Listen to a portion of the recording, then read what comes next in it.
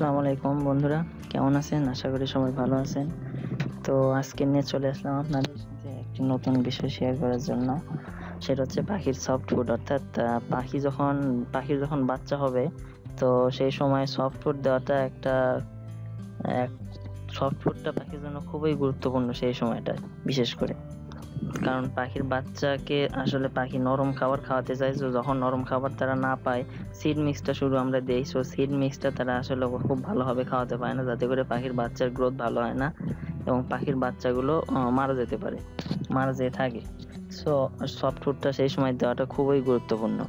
তো আমি আপনাদেরকে সেই সফট ফুডের বিষয়ে আজকে আমি বলবো। তো সাধারণভাবে আমি সফট ফুডে সাধারণত দুইটা ডাল ব্যবহার করেছি, বুটের ডাল এবং মসুর ডাল ব্যবহার করেছি। তো আপনাদের সাথে গম ভুট্টা ব্যবহার করতে পারেন। গম ভুট্টা দিয়ে সফট ফুড তৈরি করবেন, তা আরও ভালো হবে।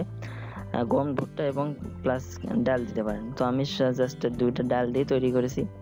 তো চলুন ভিডিওটি শুরু করা যাক।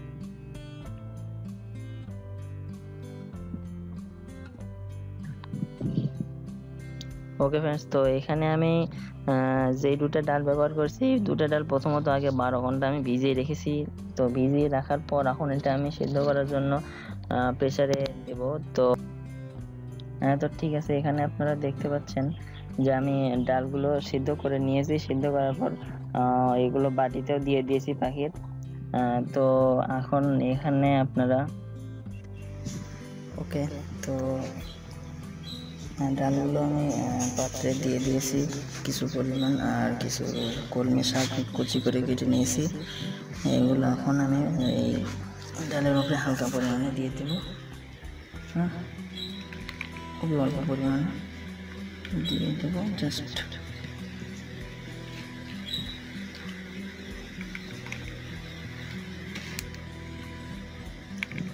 হয়ে গেছে। এটা এখন পাখিকে দেওয়া যাবে।